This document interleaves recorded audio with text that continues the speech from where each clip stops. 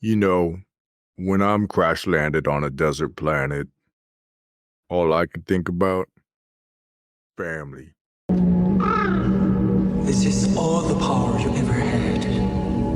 Now it is mine. Pity there is not more time for us.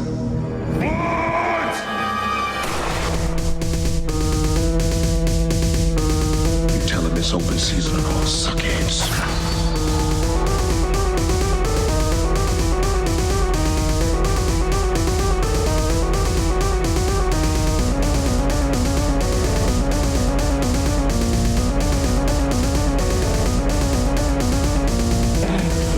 Just gonna have to teach you a lesson. No more clowning around. Fire!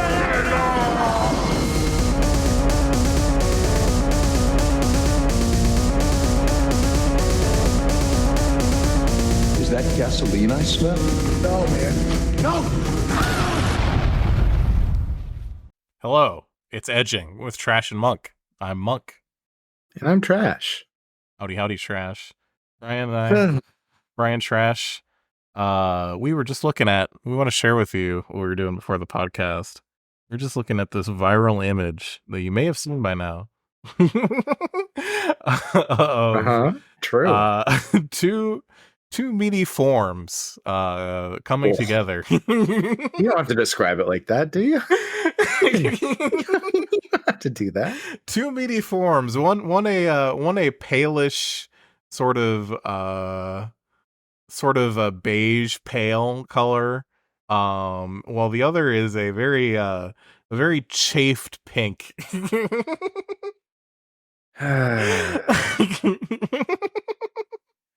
And the forms appear to be it appears upon first glance to be the act of heterosexual copulation.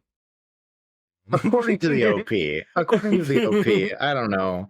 I looked at it first glance, that's what I thought too. And when I looked at it, like if I'm talking about like the first 0.2 seconds I looked at it, I'm like, holy shit, they're right. But upon further inspection, Brian and I have been trying to figure out what the fuck is actually going on in this picture, because this does not look like. This looks like either some severely disturbing porking situation. Because I do see how you got to heterosexual penetration from the image. Because there's like there is like a big pink rod going off between two mounds of like doughy lobes, and it kind of looks like there's some like fupa action above that, you know. This is, somewhat what sex kind of looks like. Sorta.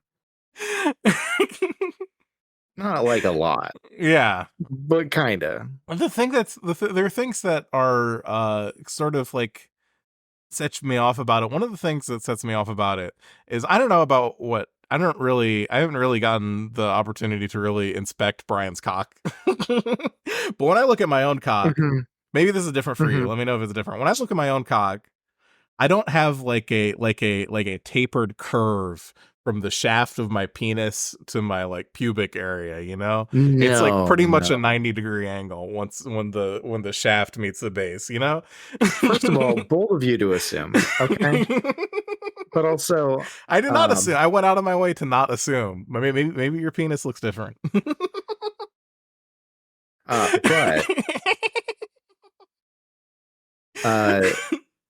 Yeah, penises generally don't do that.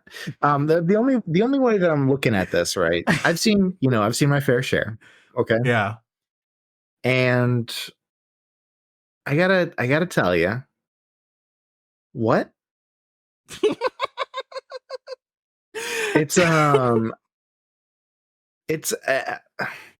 So we were reading through the comment section. Okay, we were reading for through context. The comment section. Some additional context that might be important. This is not just a picture of porn that was on Twitter. No. This is like a big photograph that's like a huge photograph on like the wall of a hostel.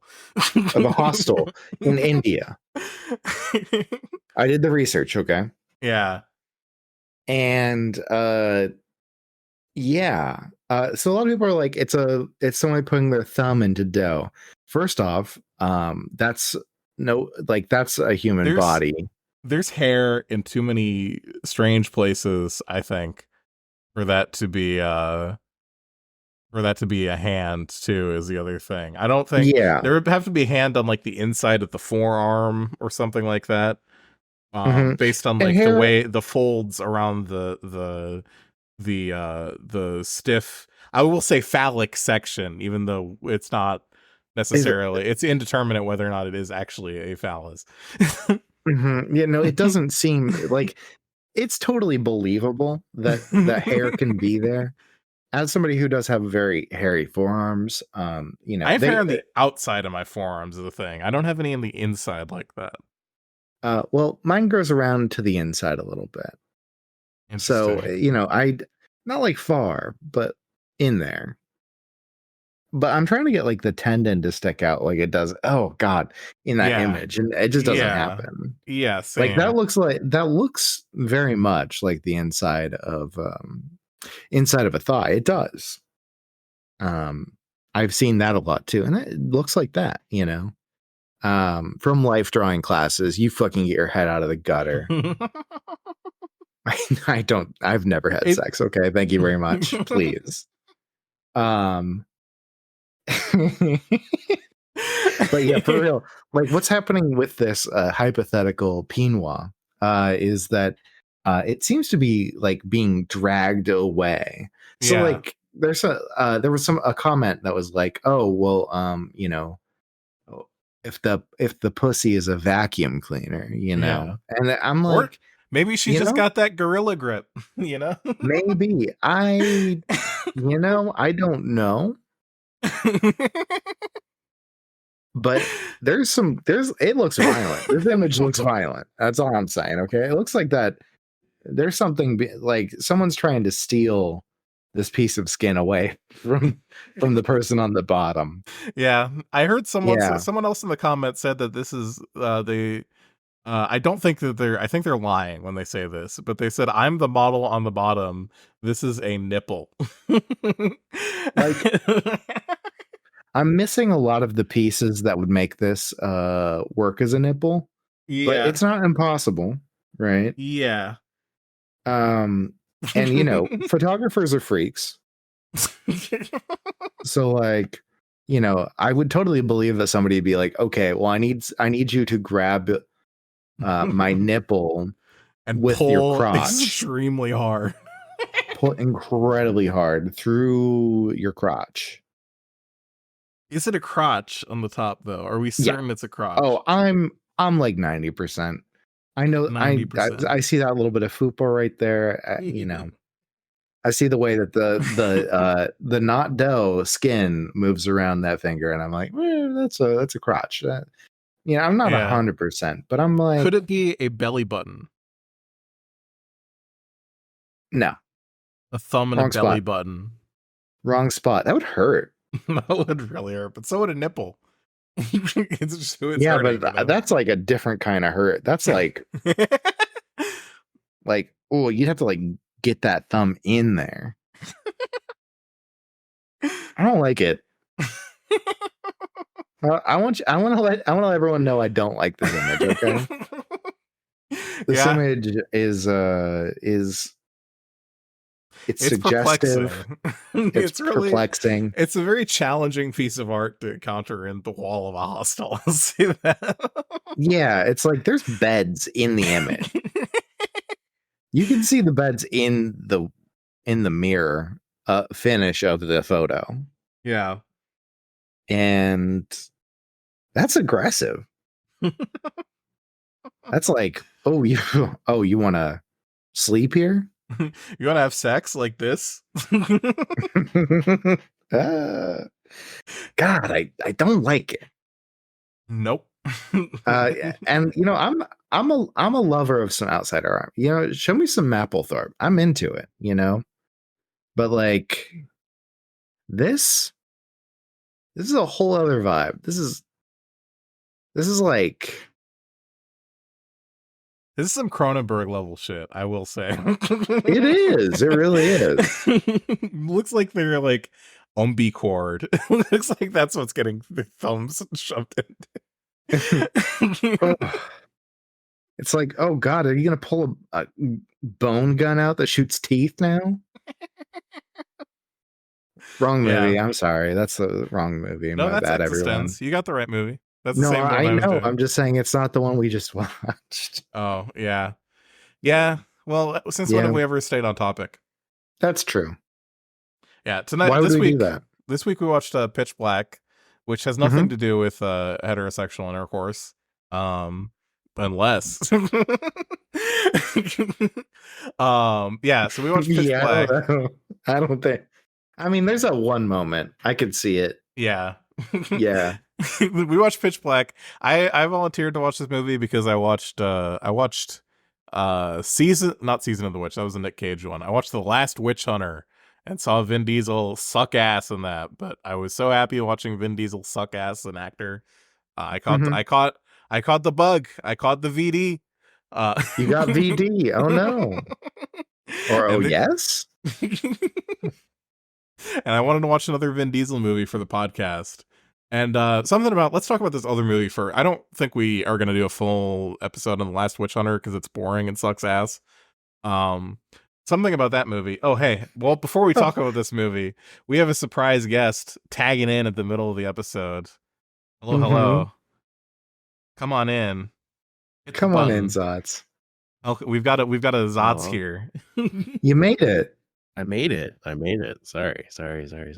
Welcome, Zotz, to the show. We had some technical difficulties dragging Zotz in, but those will be erased, so you don't have to hear them. So, as I was saying, Zotz, I don't know how much experience you have with Vin Diesel, but I was watching Season of the Witch for the movie night last week, and I caught the VD, as people are wont to do. Yeah, sure. And Season of the Witch was fun. I was excited to watch Pitch Black because I played a little game during Season of the Witch, which was the Vin Diesel Bechdel test. And it's you were watching a movie about Vin Diesel. Is there ever a point in the movie where two characters that are not Vin Diesel have a conversation that is not about Vin Diesel? And Season of the Witch barely past that. Barely. Well, if I recall correctly, Season of the Witch is literally his D&D character. Is it really? Yeah, Season of the Witch is literally his D&D character. That's awesome. He is a huge nerd. Like if you like I don't know Vin Diesel the actor, right? I know Vin Diesel the dork, as far as like what it is like right. His Street Sharks commercial that he did, or it's not even commercial, like it was just like him just playing with Street Sharks toys, you know what I'm saying? Fucking slaps. Fucking goes so hard.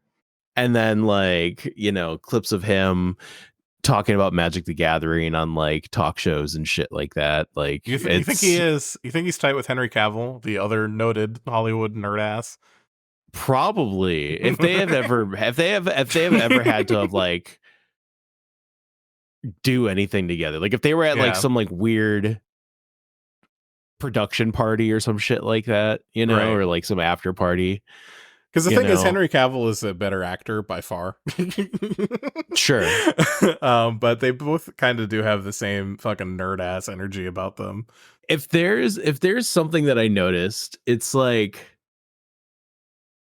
I feel like the casting director was like, we really need to like get people who are worse actors to play around Vin Diesel. Damn. I mean, you're not even wrong about that. It's just, oof. Like I would say that if The Rock had stayed in the WWE, I think Vin Diesel's career would be a lot like would have lasted a lot longer than what it did. I mean, isn't it still going? Isn't he still acting? Oh yeah. Who? What? Vin Diesel? Yeah, I think he just put out a new Riddick movie. Jesus fucking Christ! It's oh my god! I just can't handle the idea that The Rock is supposed to be a better actor than Vin Diesel because they're both just so wretched. I think like in my humble opinion, right? If you were like, hey, we're gonna watch, if you had a gun to my head, right? Like this was like some sort of like Saw trap, like, you know, I got like kneecapped in like a parking lot, you know, I wake up cold sweat in the fucking cellar, right? There's two, for sure. Listeners, this is not actually how we treat our guests, just FYI. Usually this is what we did to Zotz. Two TVs, like you know, like some sadistic substitute teacher from back in the day, like wheeled in TV carts, right? Yeah, Zotz, like, would you like to play again?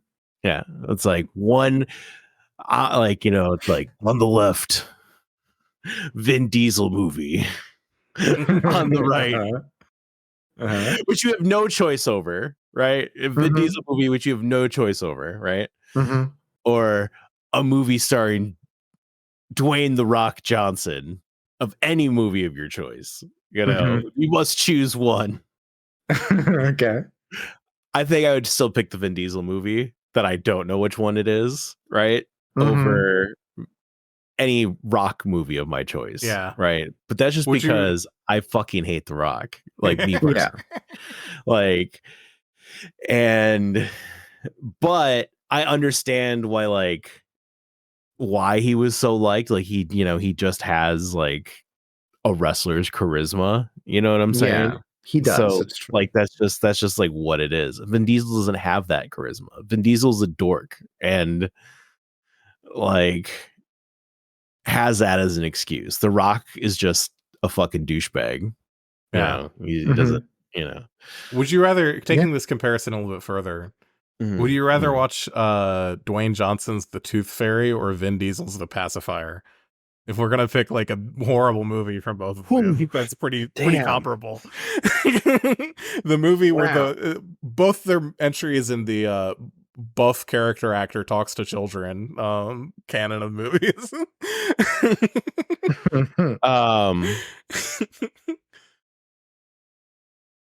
I would say the Vin Diesel, the pacifier. Yeah, I think I would agree with that. Yeah. Because like The Rock, because like it doesn't matter what role or what movie The Rock is in, like or like how the script is written, no matter what, The Rock has to be like the center of it, right? Yeah. He can't. Like, he can't written his contract, right? That's his whole thing, is that he's got it written as contracts. Well, he hold can't be on. bad.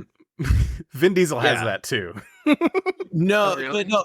Yes, there was a scene. There's like a thing that was going on Twitter at one point about like this one fight in the Fast and the Furious series where Vin Diesel, who has the "I can't lose a fight" clause in his contract, fighting another character in Fast and the Furious who has the same clause in their contract. The Rock? It might have been The Rock. I'm not certain. Was it The Rock? Like literally the way the fight pans out is like there's a big hole in the ground that just swallows one of them and they don't actually get to fight.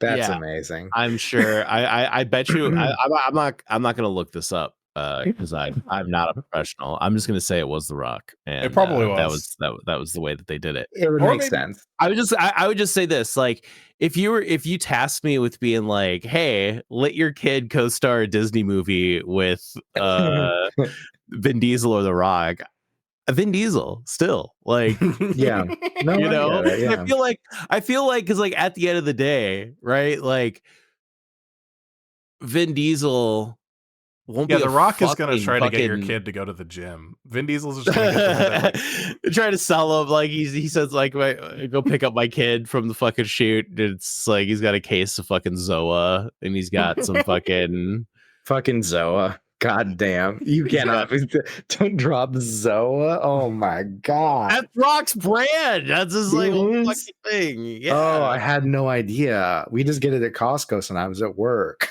Yeah. That's like his energy drink. That's wild. It's like I don't know if it's like, which is like wild to me too, because it's just like, God, I don't want to talk about The Rock. Fuck this. But like, you know, I'm gonna like if I'm not mistaken, I think 50 like here's the difference, right? Like energy drinks, like 5-hour energy drinks, right? Mm-hmm. 5-hour energy shots. Like fucking Curtis, 50 Cent owns that. Mm-hmm. Oh, I had no idea. And Is that why they're 5 hour yeah, you energy? wouldn't know. It's You wouldn't fucking 5.0 know. hours of energy. That's really fucking funny. No, I think he bought it like after, in the same way that like, but but like that's the thing. Like you wouldn't, right? Like yeah. like you wouldn't know that 50 owns it, right? Because it's Right. just like he doesn't need to. It's just it's just him diversifying his fucking money, right? Uh-huh. That's what real gangsters do. So that's the spectrum. like, is 50's on okay, one end of the JC. spectrum, and then on the other end of the spectrum, you've got Shaq, who just has his face plastered on literally whatever the fuck they give him money for, which I also respect. I do respect the hustle. I'm not gonna lie. Yeah. Listen, oh man, would I want to watch a Shaq movie over a Vin Diesel movie though? Ooh. Has he Wait, been in any movies? Shazam or Kazam? I don't know. I don't remember. Or Steel? Yeah. Wait, what? Yeah. Shaq was in a Marvel movie. Oh, wait, was it Marvel or DC? I have he was no idea. He played a superhero. Wow, we live in such a weird world. He was also in that one episode of Curb Your Enthusiasm where Larry David breaks his leg. Nice. DC. He's in the DC cinematic universe. 1997, Shaq starring in Steel. Wow. Like robot Batman looking ass. Like Robo-Bat. But anyways, I guess what I'm trying to say is fuck The Rock. And if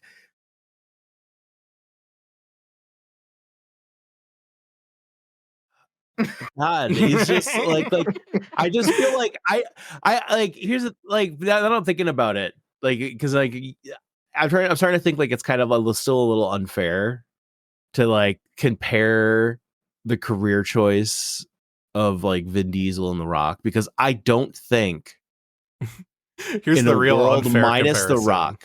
Yeah. If like Vin Diesel would have been cast in any of Rock's other roles, like could the Jumanji remake No, absolutely not. have happened without The Rock? Like, you know would it who's still have been funny? You know whose But career then would have there's been Randy like Orton. fucking Like, Randy Orton, like if I'm thinking about I think if Randy Orton still existed, or not Randy Orton, what the fuck? Batista, my bad. Dave Batista. Uh-huh. If Dave Batista still existed in a world without The Rock, I think. Yeah, Dave, that was like what I was literally about to say is Dave Batista would have fucking cleared like every one of the Rock roles and done a way better job than The Rock. Yeah, because Dave Batista is a fucking G. And but Dave Batista, also a fucking nerd. Yeah. Yes, absolutely. A big fucking nerd. Like the whole reason, like has gone on record to be like they're like, like, hey, what was like biggest influence for fucking, like Disney? Like why isn't your career like basically like people are asking him like why aren't you The Rock? Right? Like why haven't you like gone off the deep end like The Rock or whatever? Motherfucker just goes like, 'cause I'm happy where I'm at. I'll take the roles that I want to take. I can take the roles that I want to take, and I have enough money to pay for my hyperfixation of collecting vintage lunchboxes. God, amazing. And they're just okay. Oh, yeah. It's and same thing. Like I feel like Vin Diesel has like that same energy where it's just like he's he just wants to collect his like nerd shit. And extremely rare for like a Hollywood guy to be like, oh, I'm actually happy with the amount of money I have, but always a refreshing sign. Truly. Yeah, like he has no problem being like typecast as shit, oh, you need a big dude, you don't want to work. And like yeah, like you don't want to work with The Rock. Like well, also he can like actually act is the other thing. Like he was great in fucking Dune, he was great in Blade Runner, even in fucking Guardians. Like like Drax is like a comedic role, obviously, because it's the Avengers. Yeah. But like he's still like a good actor in that. He's still acting extremely well. Yeah, but here's the like he knows his like Batista would never ask for like a Drax spinoff, you know? Yeah, I really doubt it. I really doubt that would happen. Yeah. The Rock would be like, "Oh, I'm not fucking standing behind Chris Pratt." Like, yeah, I'm not okay. fucking, you know, like it's and I mean, honestly, when it comes to Chris Pratt, fair enough, but also fucking hey, you know. yeah, that's not like the whole thing. Like, you know, like Yeah. The Rock wanted to completely like change DC canon to make Black Adam God. more like he wanted, like he had the mistake of thinking Black Adam was going to be Superman, so he wanted to replace Henry Cavill, and he wanted Black Adam to go against Superman. Like he was just like fucking wild. Yeah, like really just was just being like this movie about a fucking villain side character that, you know, shouldn't have happened anyways, in my opinion, but whatever. Yeah, but you know, hey, we're not talking about Rock shitty movies. We're talking about Vin Diesel's shitty fucking movies. Yeah, I will have to, going back to the Vin Diesel Bechdel test, I will say this movie passes that with flying colors. There's so many people in this movie that are not Vin Diesel having conversations about things that aren't Vin Diesel. It's amazing.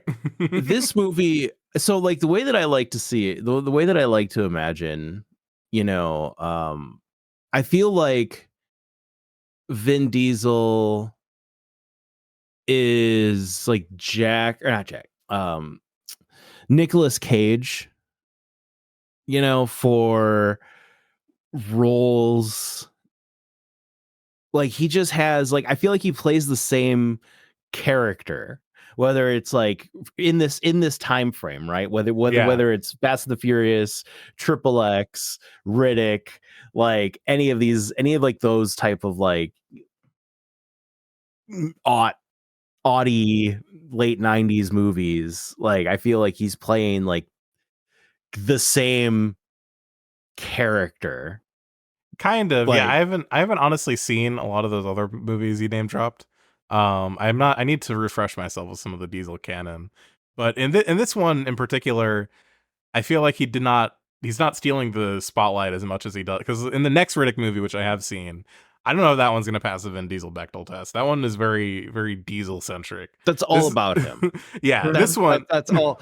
That like I want to say like this was his like first, you know, hey, we're gonna try you out in like your own fucking, you know, that's like I'm trying to figure out like which came first, you know, Fast and the Furious or Tokyo Drift, yeah.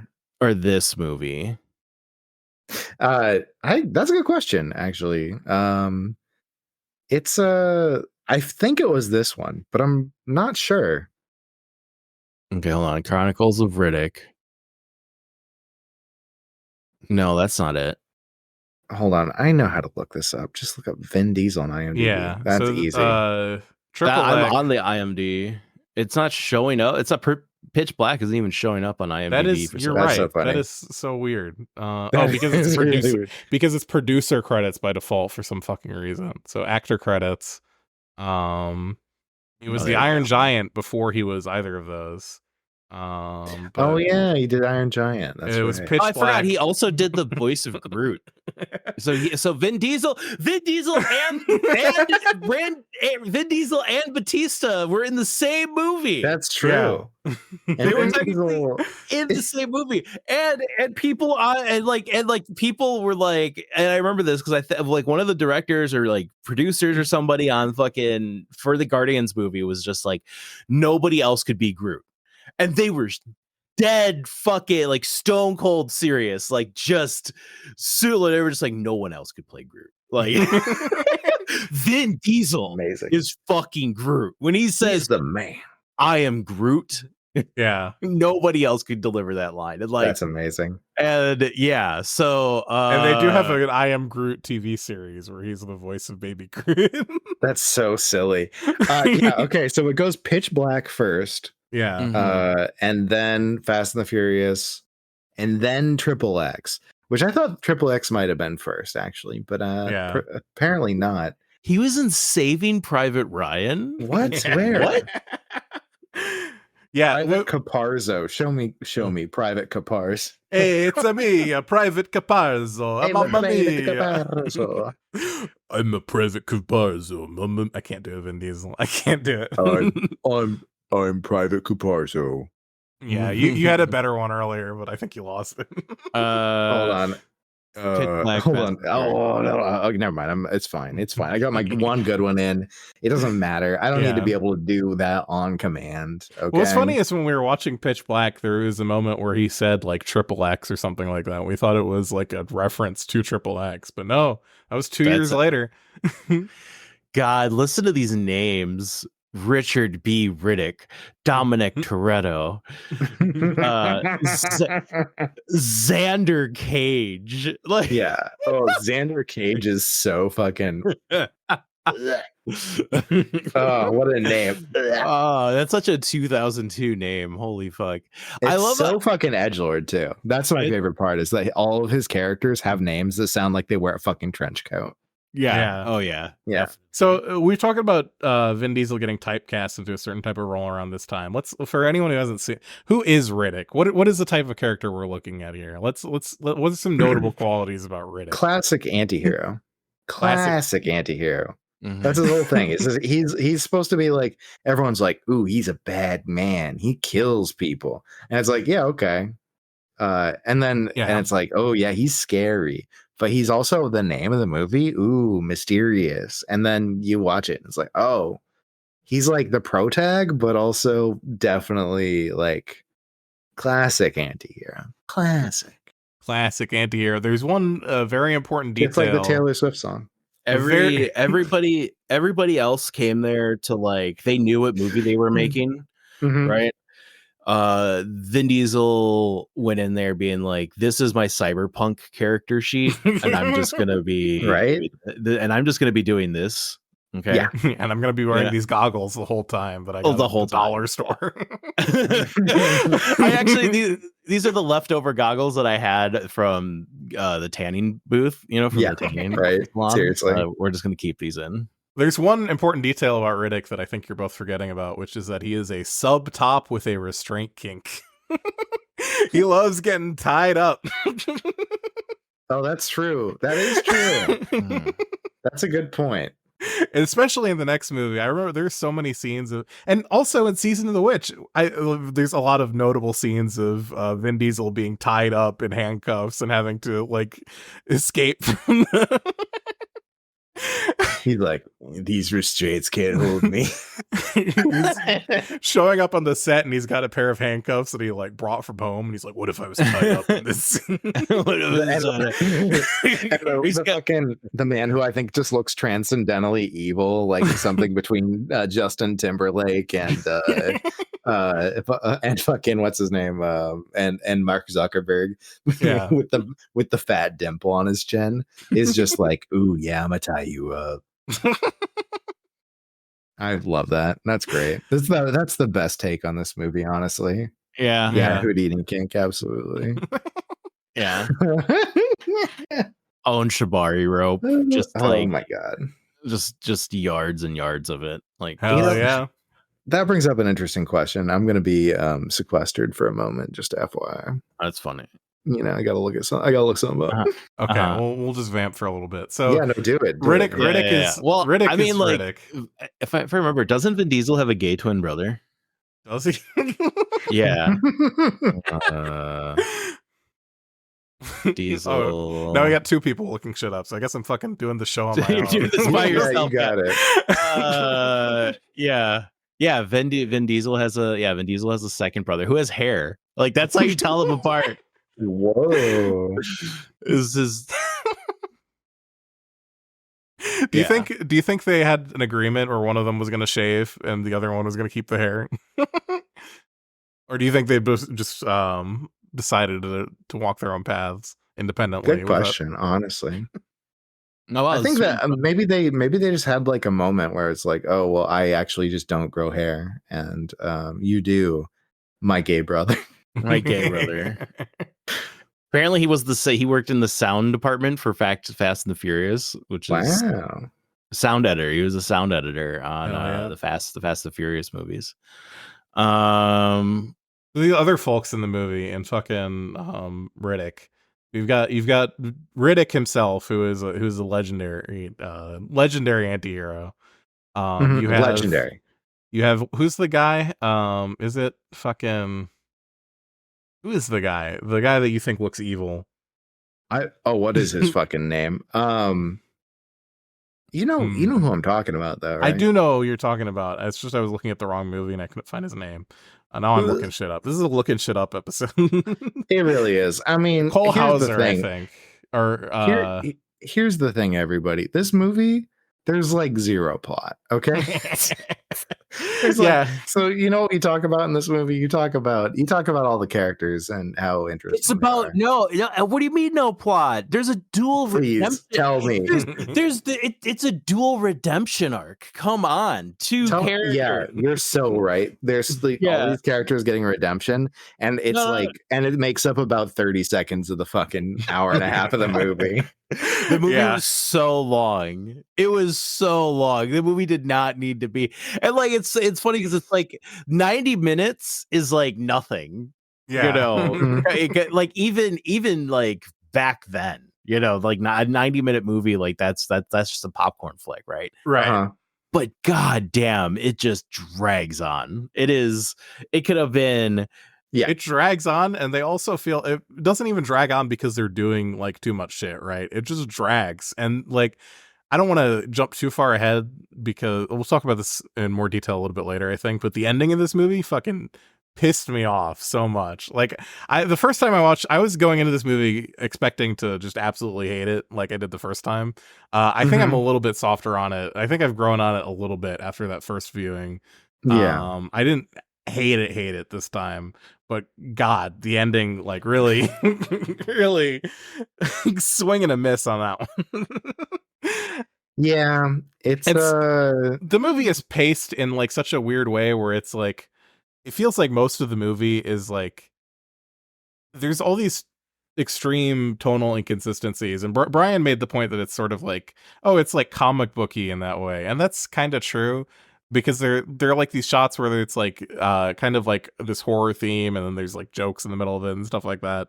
And I kind of see the comic book element to it, especially because it's got these very stylized shots of like close-ups of like eyeballs and readouts and like these. It's shot like a fucking 5 gum commercial. The whole movie is shot. Whoa, I don't know about all of that. Are you fucking kidding me? The whole time I'm thinking like no. Even the way like they squished the character, like the first time that they did like the weird camera thing where they like squished like the chick, like the pilot, the captain, not captain. The first time she did it, it's just like, and my first head was like, this is what it feels like to chew 5 gum. I think there's some 5 gum moments. I wouldn't say it's the whole movie. I do think that intro sequence is extremely 5 gum. I think you're onto something with that.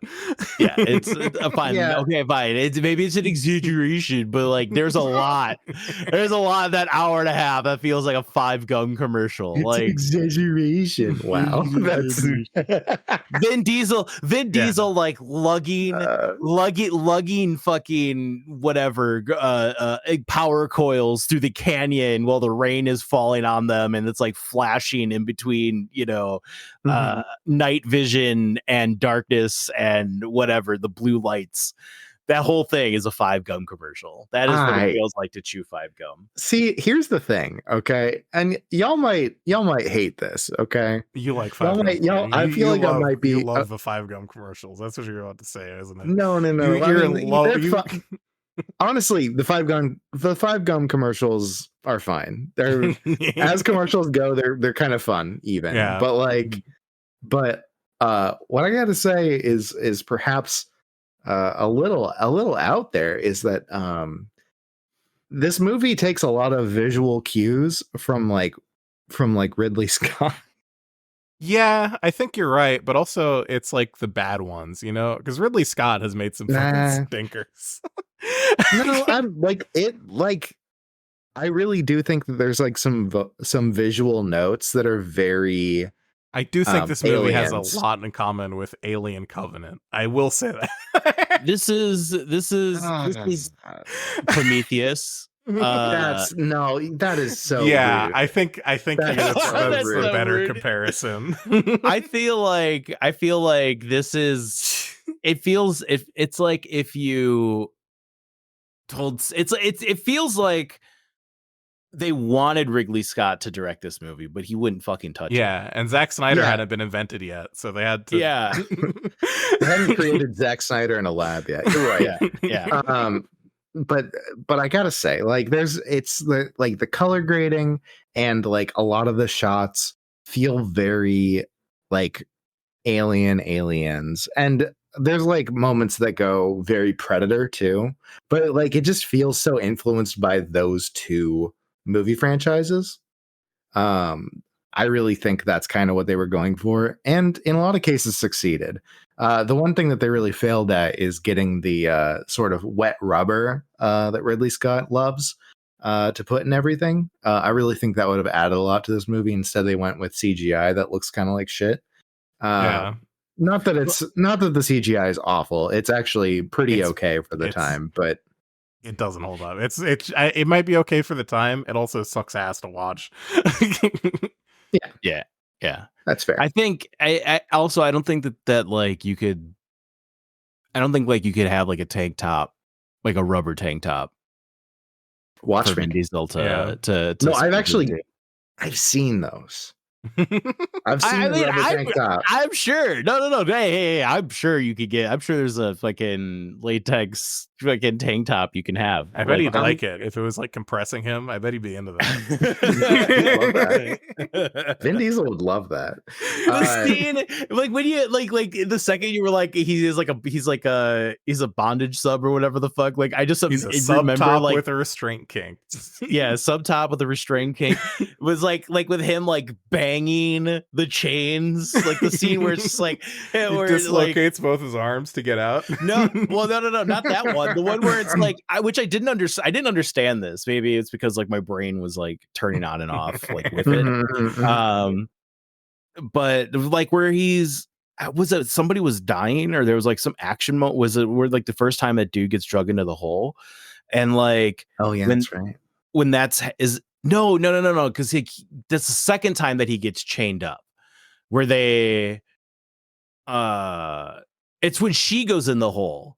When she goes in the hole, or she's starting to go in the hole, and like it's like cutting from where I think her line is getting pulled into the darkness, into the cave or whatever, and then like it cuts to like Vin Diesel like shaking his bonds.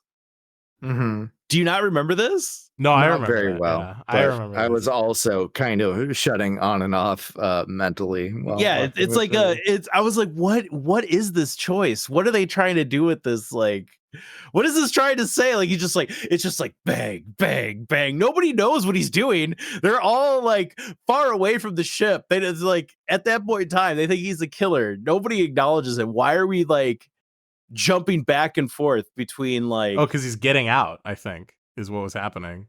Yeah, he's supposed to be like you're supposed to be afraid of him. Yeah. I don't know. It was just very. Or no, he didn't escape. Very, like, but yeah, it's because he's like a bad dude. That's if you don't understand what's happening, that's what's happening. Is Vin Diesel's a bad dude. He's just a bad dude. I want to have an opportunity to talk about the other cast members because we've got the Justin Timberlake guy, who I still am not certain who that is in the movie because I think he looks. No, that was you got it in one. Cole Hauser. It's Cole Hauser. Yeah. That's the what do you call it? The mercenary. He played Dwight in Dead Drop. and Becker in Panama. Who? But Keith David's in this movie. Keith David is in this movie, and I love Keith David. I love Keith David in this movie too. I kind of do. I'm kind of a sucker for the space Islam trope, which as far like if you really like Dune, I think you should watch Pitch Black. Completely different, but you know, I kind of want to see what it would be like to have other like space whatever tropes, you know? Like what if there were like space Bavarians and they're wearing lederhosen wandering around yodeling and eating pretzels? Yeah, everybody always does like space Asia or space space Middle East. They never do space Europe. I was trying, like, I'm in my head, like I'm watching this movie and I'm like, wow, I didn't realize that there were fucking space Muslims, like, Yeah, and that's literally fucking going wild. to Planet Mecca. Yeah, and I'm thinking in my head, I'm like, am I supposed to be like, is there like a Zionist trope here somewhere? Like, can I like? Nope. No, I mean, I think it's a little bit appropriative, but I don't think it's like in bad taste the way they did in this movie. No, They did just fine. Yeah, it's fine. It's like Yeah. it's a character Yeah. point. It's not like, it has nothing to do with the plot. Like, it's kind of like, or they could have been whatever, you know. Yeah, it's not like essential. It's just building out these characters, and it's like, oh well, you know, why do they need to find water? And it's like, well, because they can't drink the booze that everyone's just drinking through the whole movie. That did make the plot, because the first time I watched this movie, I was really mad that everyone kept making decisions that fucking sucked, that made no sense. But now watching it a second time and looking at how much booze gets depleted from those bottles over the course of the maybe 24, 48 hours that they're on the planet. Yeah. It's concerning. Yeah. It's surprising they can even like walk, you know? I don't, yeah. And like, nobody's drunk. Not a single person was like drunk. Like, not even like the antiquities guy was like drunk. You know? Yeah. Well, it's because it's synthahol, you know. Oh, is that what it is? No. Or was it the fucking Apple juice. Or was it their space popper device that everyone was huffing? Yeah, that too. I didn't understand what the practical purpose of that was supposed to be, other than like I think it was water. I think it was like a way for them to get, I think it was like a condenser or whatever. I don't know. I was like, maybe it's like Dune logic, right? Like, it's just like, yeah, you know, that's just the way that they, or maybe moisture. Maybe it was nitrous. Yeah.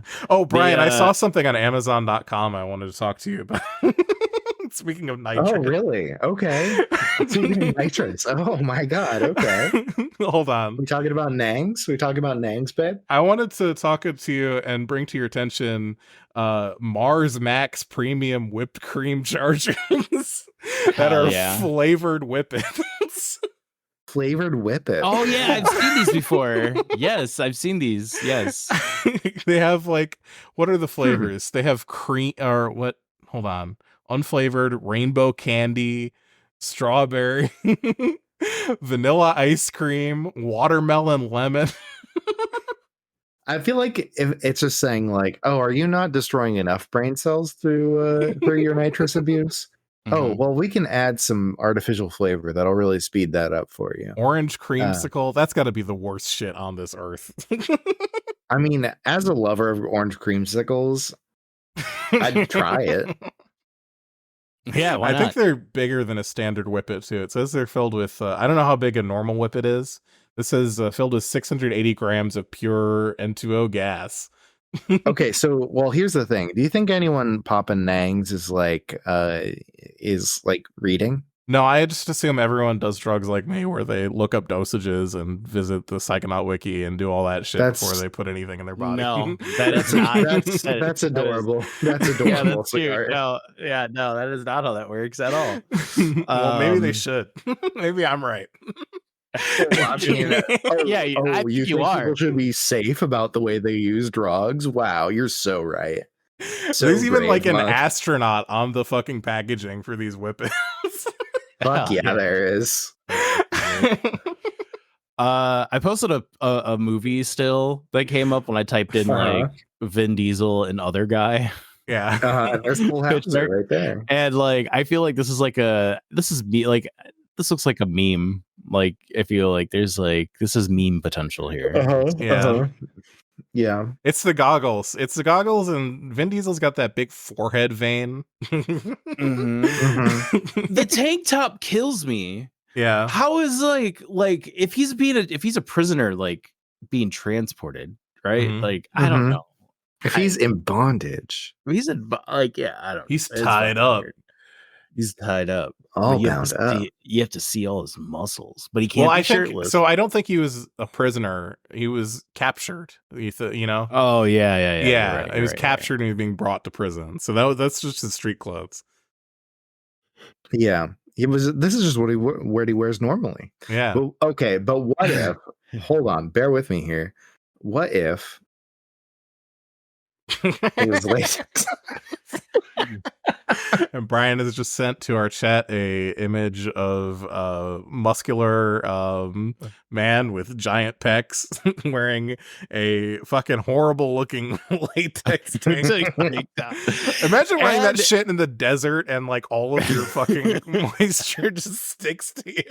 Oh God! Oh, I can feel that. I hate that. Fuck you, Monk. Oh, I don't like that at all. Yeah, I don't. Okay. But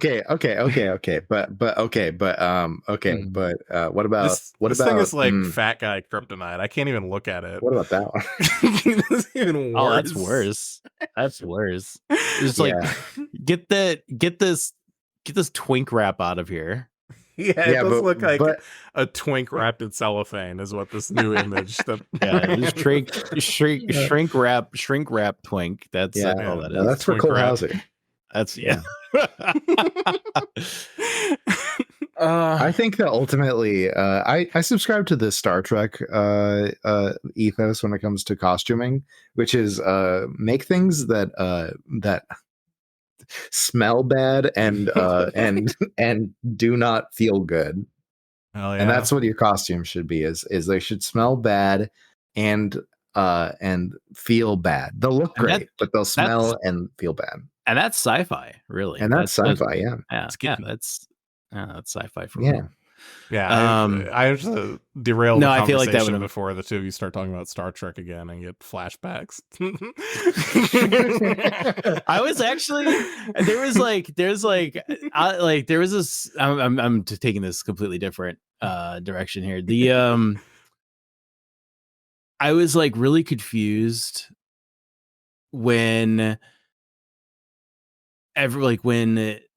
I was really confused of like why they push so hard to make the mercenary a cop. Like why they didn't just say he was a mercenary or bounty hunter beforehand. God damn it, Brian. Stop. What if this Riddick? Now this one is a latex bodysuit that includes a large bulge in the crotch area and a freaky looking fucking neck. Do you see this fucking guy go in giraffe mode? they're like for the photo, they're like, look up. Also, remove every little bit of body hair that you have. I can't tell if they like made him like tuck his dick like up. Kind of looks like it, yeah. I think that's just how enhance. If I was wearing this, I would not even want to be told to. That's just how I would put my dick if I had to wear this. Like, where else is this gonna go? There's a second image. It's at the towers.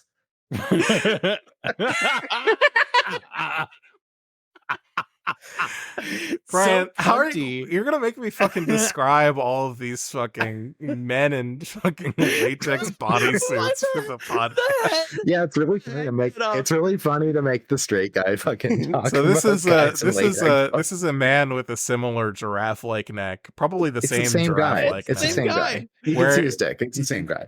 Same guy. And I love. Yeah, no, his this time peen he's is just up.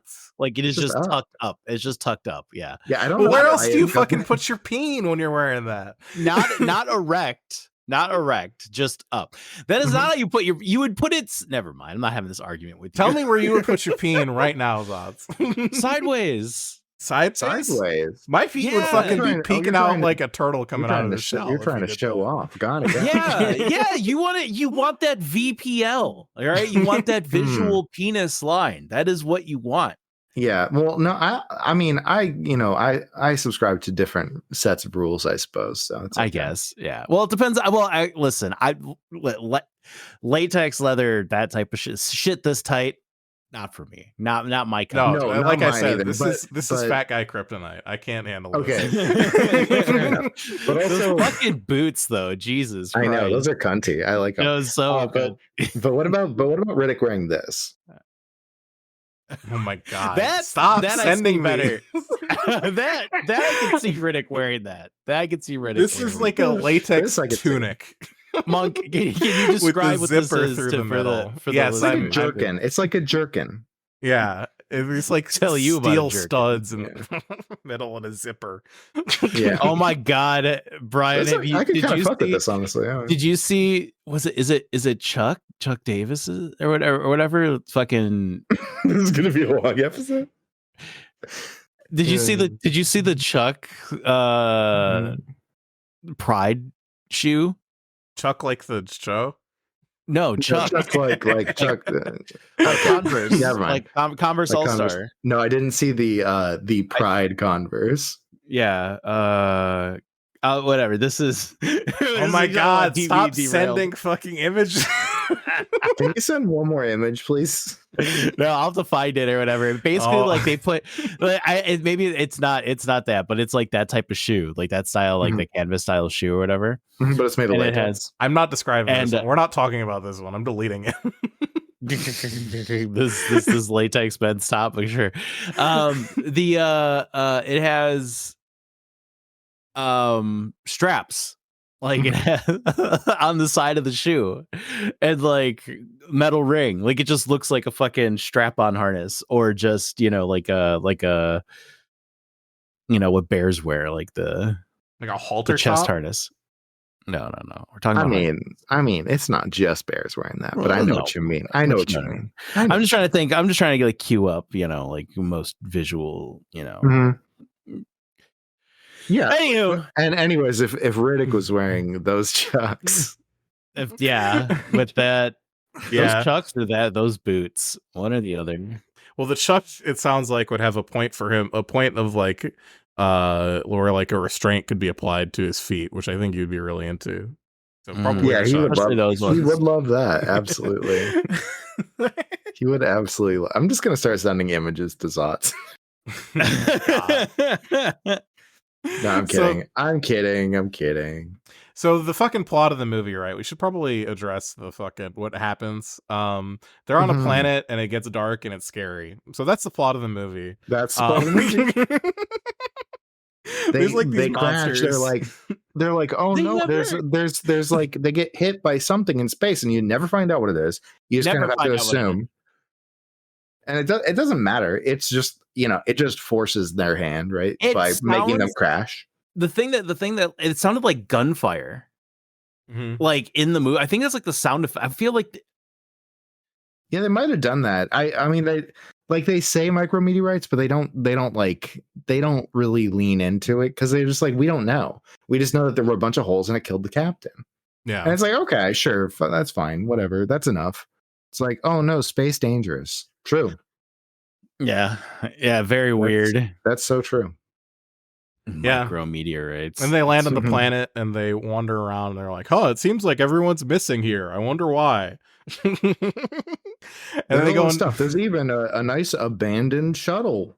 Wow. Yeah. Wow. It's almost like everyone who was here before disappeared under mysterious circumstances. Anyway, I'm going to go crawl into this big dark hole now. Yeah, let's go look in some dark holes. Yeah. Do we know why they were digging holes? I think because they were, maybe they wanted a place to live in the dark. Maybe they were just like fucking going crazy with it. I don't know. I don't think do you mean the big bats or do you mean the people? The people, like Oh, the the one people? I don't guy. think Yeah. they were. Were they?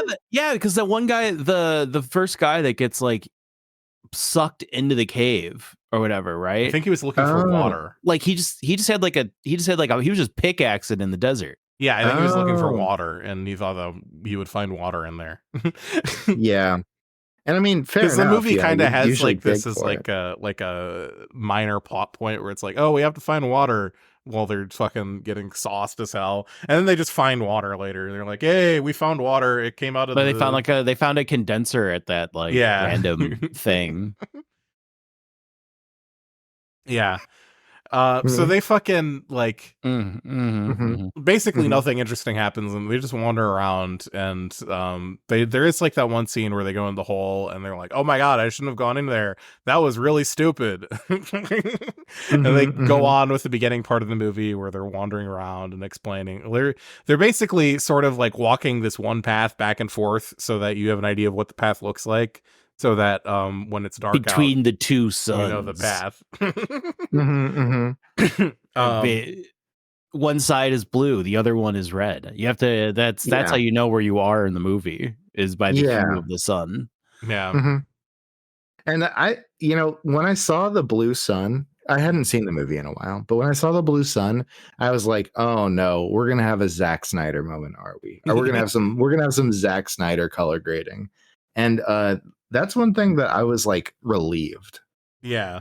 When suddenly everything was like back to normal, I was like, oh, okay, so it's not going to be like this forever. That's right. I will say that yes, this movie was somewhat competently made. I agree with you that this movie was not as bad as a Zack Snyder movie. I think that's pretty uncontroversial to say. Yeah, I mean that's yeah. It's because it's a fucking Wrigley's gum ad. That's why it was shot like Wrigley's. Yeah, it's Wrigley's. Wrigley's. Do they still fucking? Do they sell a 5? Wrigley's Scott. Yeah. When's the last time you've seen? They don't. Okay, this is. Wow, this is just me letting all of my tisms out here. Fucking let them out, Zotz. Let's go. That's what this podcast is for. Actually, you think we're gonna talk about movies here? Come on. No, we were just talking about widgets. So the five gum actually like resurged like chewing gum sales for like a really long time. And then because of like their commercials and shit like that, and then the market ended up shifting over towards mints instead. And then so like the market share for gum started to like go down, and they tried to do like reignite the 5 gum ad, and it just didn't hit the same.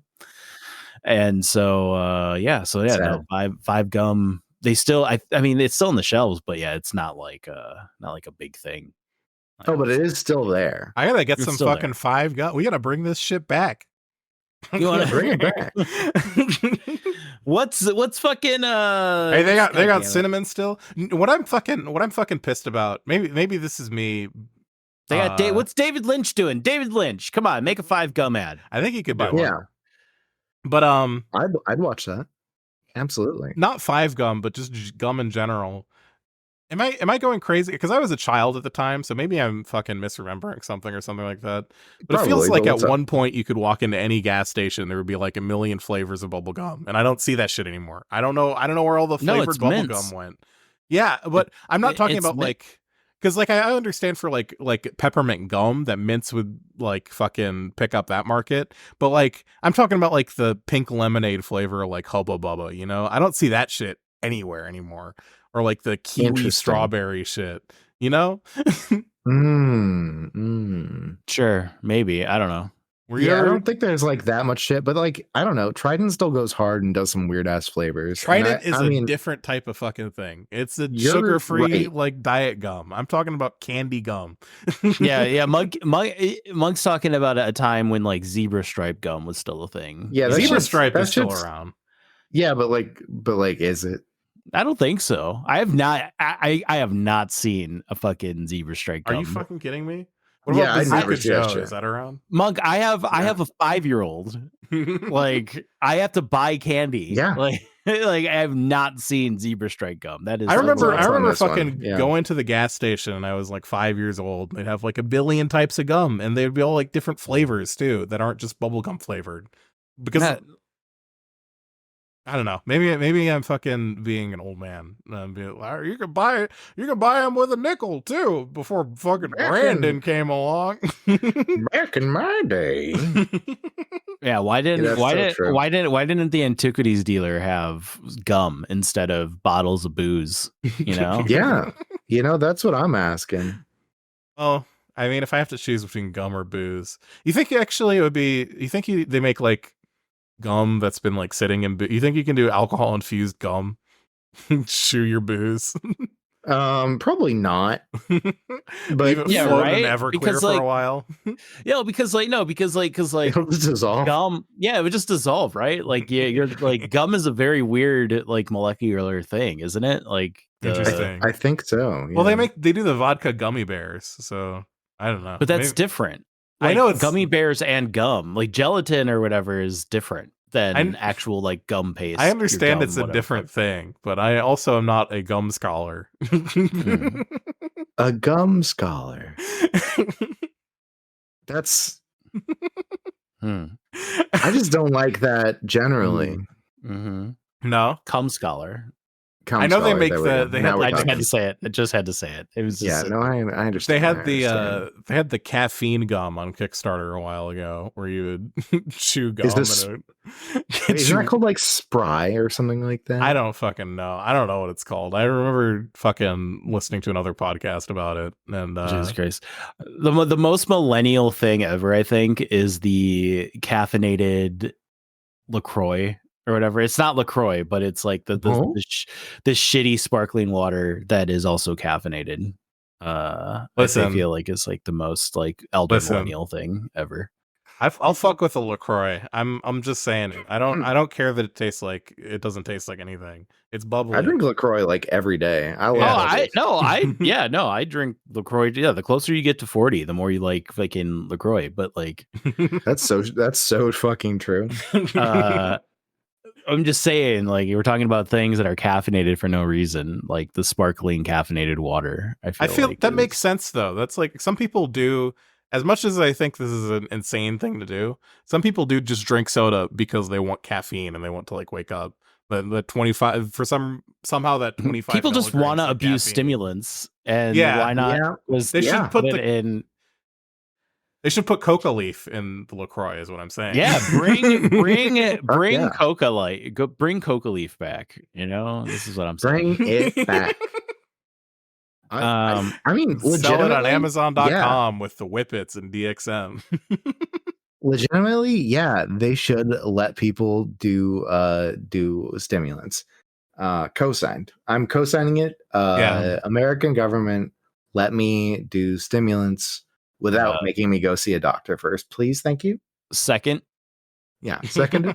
Seconded. Okay, we got two. That's all we needed. That's two. That's two. Okay, Brandon. That's two Where's versus my one. fucking So like speed? until we hear fucking Brandon get somebody on his team, then who the fuck? Yeah. That's a democracy, you know.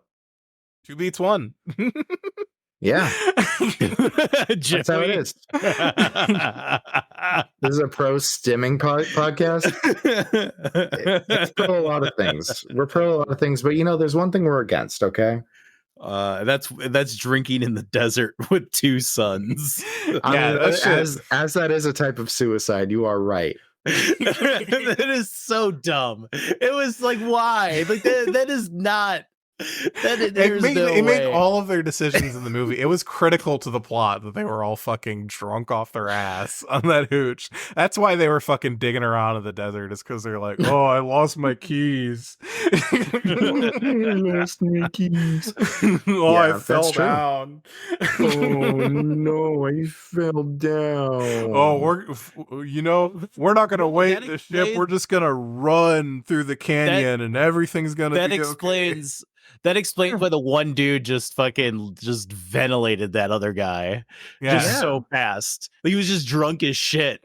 Yeah. It was just like she's just like, oh, oh my bad, you're the other pilot that And then it survived the Hard crash. And cuts he's from like, that "Oh, to oh, oh." Riddick taking a big swig of hooch.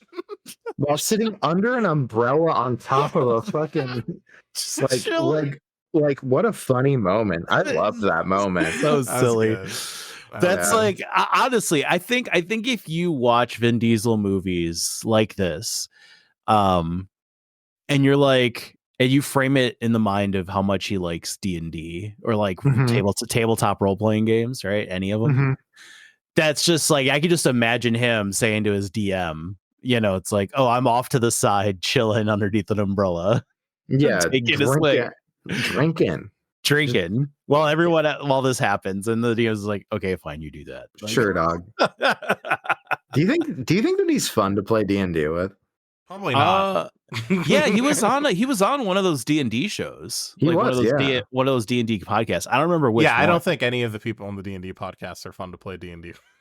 You might be right. I can't tell you either way, right? Yeah, I don't know. I just being in a room with a bunch of improv comics just doesn't doesn't seem fun to me.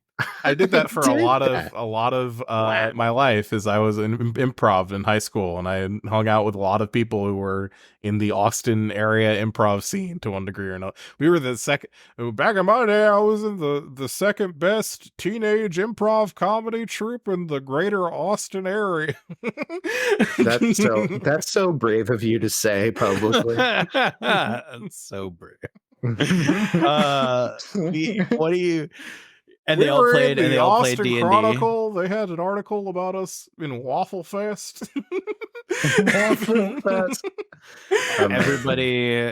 Everybody just yes anding. Oh yeah. Yeah, it gets fucking disgusting. 2+ hours straight. That's the thing about improv, is that someone there needs to be a fucking negative killjoy, or it doesn't work. Yeah, I mean that's so true though.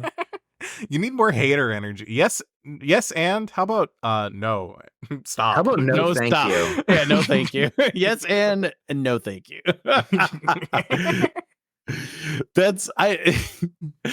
So like no thank you. No thank you is the millennial parent stop it. Like that is so instead of on a playground, when you hear kids, like when you hear parents like telling their kids to stop doing shit, it's no thank you. No, thank you. No, thank you. We're not doing that. No, thank you.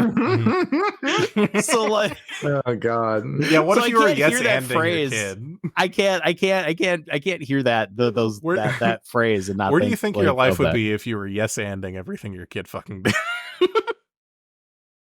Oh god. Wouldn't be good. I'll tell you. It wouldn't be good. It's just like they're at that stage. They're at that stage now where like they think like the height of comedy is saying poop and fart. That's true. In like a thing. You know, so like it's you should show them that video of Blippi. Oh yeah, God no. The Harlem Shake fucking projectile shitting on your friend video. No, Blippi. Saw a TikTok where somebody was just like, hey, don't talk about Blippi. And it's like the one clip where it's just like, he's like, hey, what is this? That's right. It's a police car.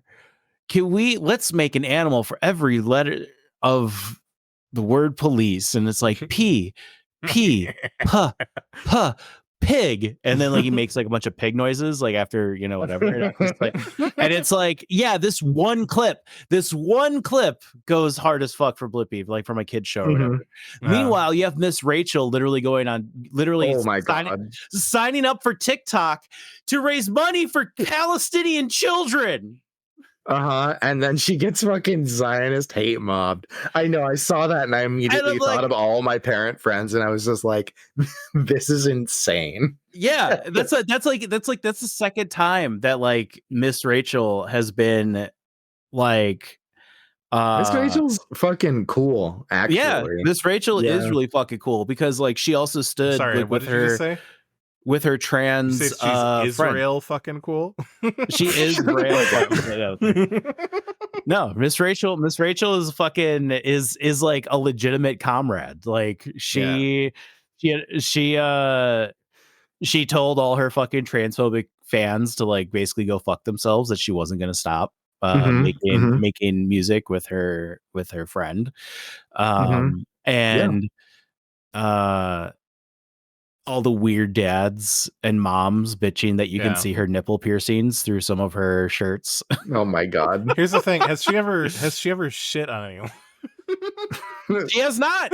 Not She's to my not- knowledge. Not to she's my not- knowledge. that's She a hasn't doubt. did. That's a- And if she has, she kept it within the confines of whatever room with the consenting adults that she was with. You know, like that's a negative not- in my well, book. that's I think did fucking not do it. Did not do it for internet clout. You know, that is. I think I actually watched the fucking Blippy shitting on the guy video earlier today for Mhm. some fucking reason. I don't know. Why would you do that?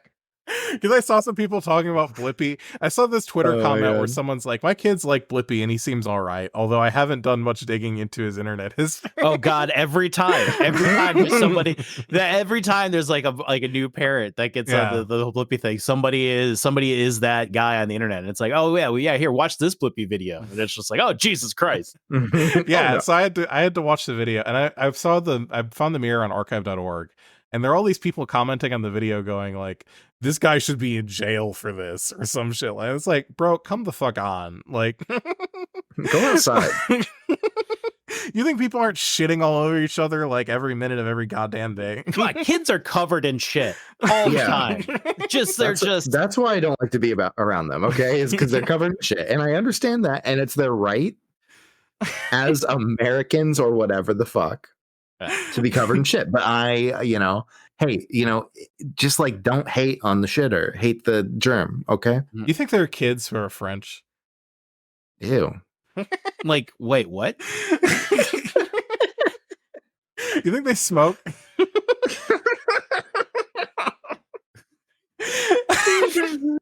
There's French kids. You think they smoke? Yeah. I'm glad that people come to my side. what a good job on your meth test. Come have a cigarette. I'm just really glad people come and listen to us talk about dumb bullshit like this, That's my silver lining, Should have never. I'm the worst guest. You should have never had it. So many tangents, so many fucking just threads just going all over the place. So have you listened to the podcast? I love Pitch Black. Why? Joey. Oh God. Referring to the fucking live studio audience. Yeah, we have a yeah. live studio audience, everybody. Yeah. You can join that if you join the Discord, just FYI. Yeah. Mhm. So Getting back to the the movie that we totally watched. we did. I mean, we did watch it. I Yeah. had comments about color grading in the movie. So here's just the fucking bullshit with the ending I want to talk about. This is what fucking okay, sure. Wow, we're jumping fast into okay. I mean, fuck what the it, fuck do you right? want to? You want to talk about something else? What the fuck do you want to You talk want about? to talk with about the Pitch Black? riveting plot of this movie? I want to talk about how like they're going through like after they find the settlement and they're like, for some reason they're like, oh, she finds the date. She's like, oh, it's been like it's 20 years to the day, and she's like, oh, is that relevant? She's like, it might be. And then they go to like the CSI crime lab with the fucking planetarium in the middle of it. And and she like spins it, and I'm like, what is this? Why do you have this? Why do you have a solar system specifically for this one planet that you're in? I don't get this at all. And they're scientists. They're researching it. no, they're not. Scientists are Yes, they're lying. geologists. Oh, That's what they wait. said. Oh, my They're bad. You're right. geologists You're of the right. planet. No. You're right. That was my bad. My bad. How dare you? My brain said that her diorama that she was playing with was in their original ship. No, Mm. it wasn't. So that ship. I was so that confused me a lot. I was like, why? How? Now, what the fuck is this? I will say this movie does have a tendency to like sort of like I had this problem too, where like if I paid attention to the movie for too long, my brain started hardening like a chitinous shell around it. Restricting itself, like just like being like Vin Diesel. Oh, wait, no, I need to stop the blood flow. You're not using me right. You don't deserve this anymore. So like I get how it's hard to follow, but that was explained by the movie. That was you're right. Yeah, No. there's- And I always say, but like the thing is, it's like they find out about this like eclipse that's happening, right? Mhm. And they sorted out that this eclipse is happening, and that's why all the fucking people are gonna die, or that's why they're all gonna die, or that's why all the people like died, Mhm. or whatever. That's why And- people die in general. And Eclipses. the fact, and like when the eclipse happened, they just go out there and just raw dog staring at these suns. They're just raw dogging two suns. They do that all of like them before the just eclipse go- too. Like literally, just go there's- out. They're just staring at these two suns. Like, it's bad enough that like you should stare directly at one sun, but these fuckers are just like going out in the desert. They're just like, wow, yeah, look at that. Like, we're just gonna stare at this. Like, we're just directly into it. That happened Not during the even covered. eclipse, but that happened also like at the very beginning of the movie when they're like, oh, the red sun's setting and the blue suns come out or some shit, and they stare at the sun. Then they're fucking. It's like a very Trump maxing movie. They really are Trump maxing. Absolutely. They're like, I feel like they don't even like not a single actor decided to be brave enough to like squint, be like to squint or to like put their hands like their one hand over their like on their eyebrows to like shield their eyes, you know what I mean, to like even act like as if a normal person would to, like when they're staring at a bright source of like sky fire, like they're just so the thing is that like I know that the lights they were using for doing this too must have been fucking intense. So like it would take effort not to squint when you're looking at it. That's true. All of them coming out, all of them coming out, and like I said, just raw dogging the fucking bright lights. I wish we could get access to Keith David. Just be like, Keith, how did you not squint when you looked at the sun in Pitch Black, the movie you made 20 years ago, 25 years ago? Why are you wasting my time? You want to talk about Mass Effect? I want to talk to Keith David about Mass Effect. I would talk to Keith David if we had Keith David on the show. I would talk about Mass Effect for 20 hours before the thought of Pitch Black even crossed. Yeah, no, for real. You know, and I would rather talk to Keith David about Rick and Morty than Pitch Black, and that's honestly, yeah. I would like to do most things. If Keith David wanted to go have a picnic, I'd be down. You know. Yeah. I'm just saying. Want to go like to Target? Yeah, you want to go to Target, Keith? I'll go to Target with you. Want to hang out at a bathhouse? You want to hang out at a bathhouse and we'll just talk? Yeah. That's our second you're invited podcast for that, idea. by the way. Yeah. That's our second. You're definitely down. Have we told you about our second podcast idea? Bathhouse podcasting? I'd be down for that. Oh god, wait, that's what I should do. Should I just like go? Should I just like do like guy on the street, like the mic bullshit? Fucking stealing my idea. This is an idea I've had for years to do a fucking podcast where you go to saunas and bathhouses around the country and just talk to random people who are there naked. We're all gonna move to Chicago and start just hanging out at the bathhouse and have a podcast about it. I don't feel like it would be very interesting to be honest. It's I think that the premise is more interesting than what it actually is. But the thing is that it's like we're not actually there to talk to people about like anything important. We're just there to be like, hey, what's up? And like we'll talk about like what's going on in the day, you know? Yeah, and be like, hey, you know, what's your bullshit, you know? Like? Why are all you here? things way more interesting than watching Pitch Black. Yeah. Wow. Probably.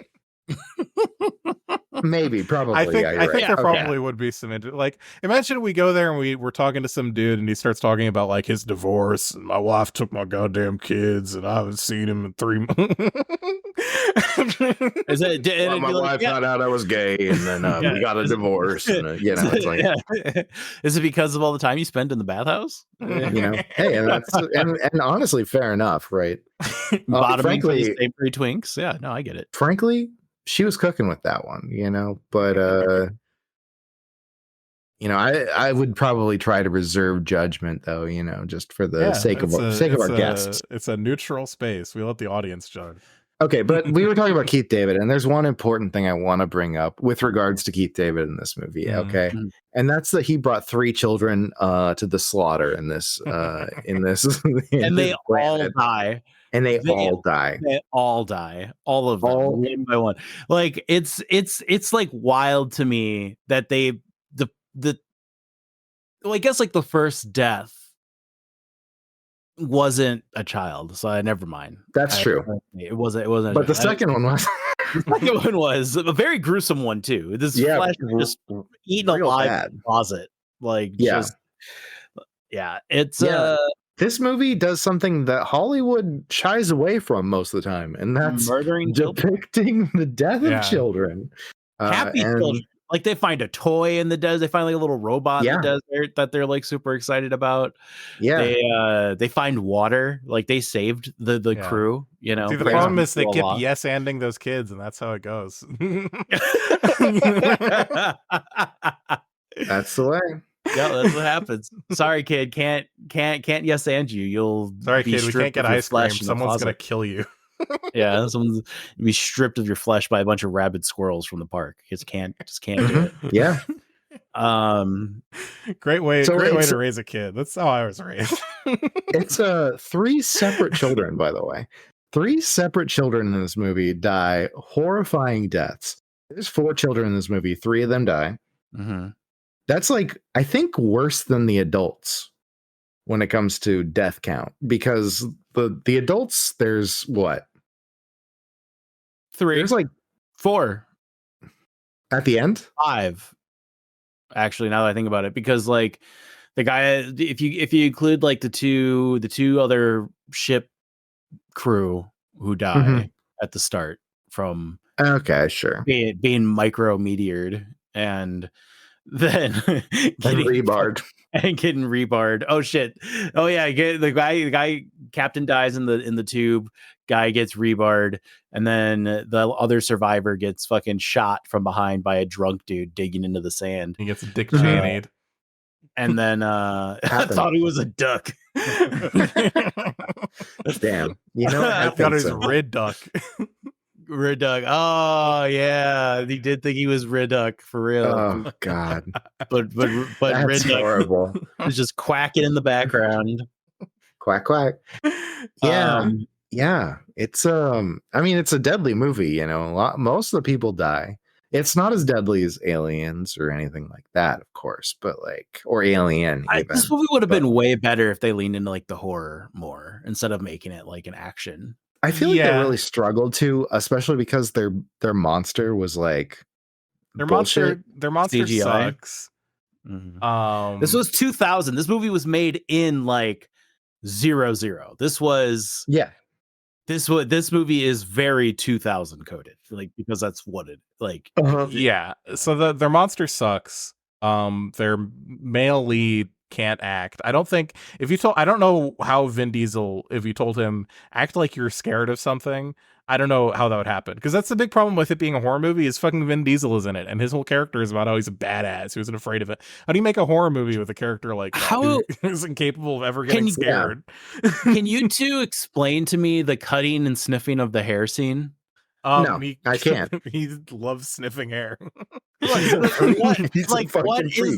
Like, what was that? Like, I was like, what is he gonna do? He smelled like he like sneaks up on her. So like, is he just like, because like was that just part of like this whole thing of like ovulating? Are you oh my god, I hated that. That part of the fucking movie was that shit's so rough. That fucking oh my god, it's the character that's I'm gonna out the trans kid in front of everybody right now in a moment of crisis. Fucking J.K. Rowling fucking came when she saw that.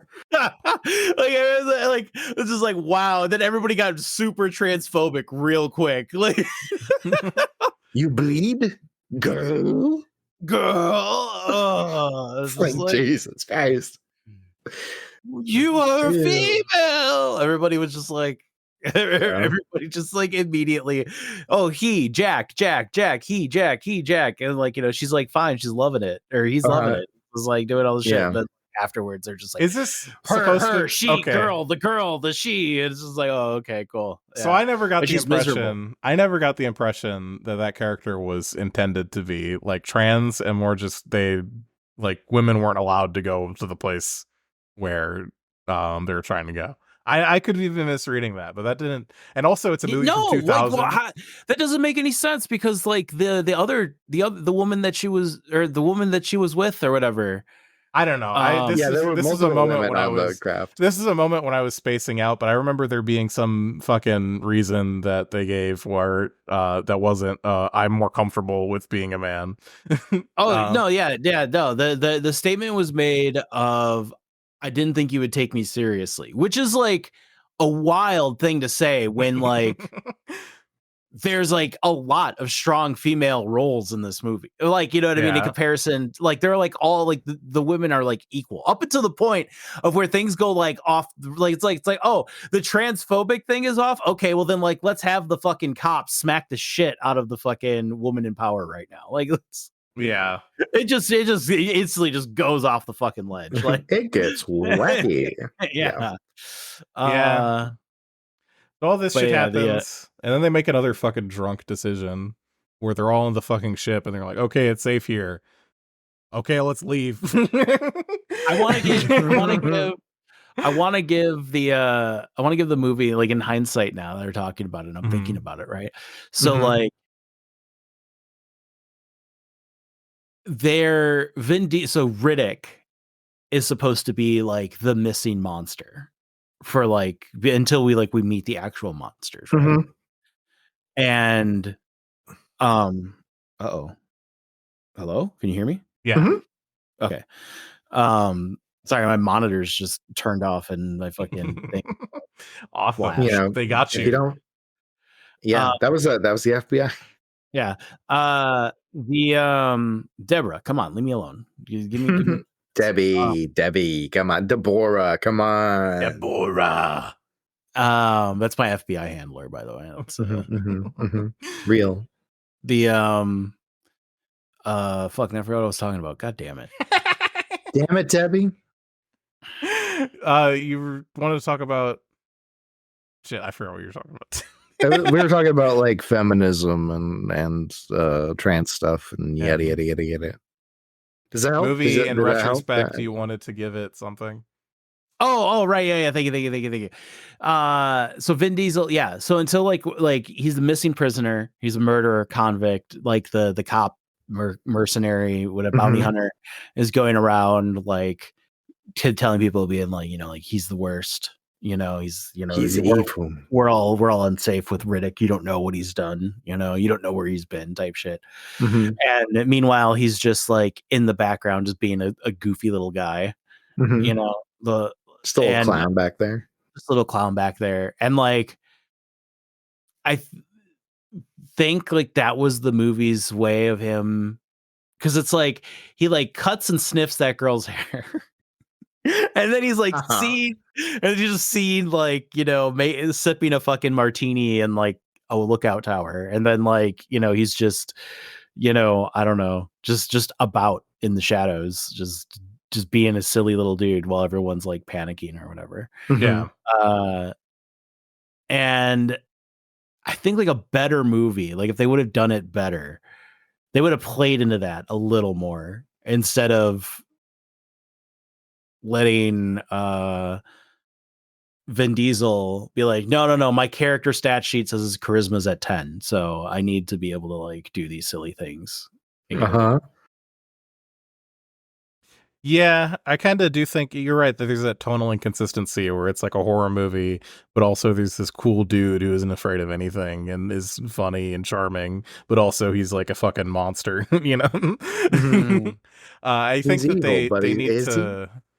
And I think they at least get rid of the tonal inconsistency, and I really do prefer the next Riddick movie.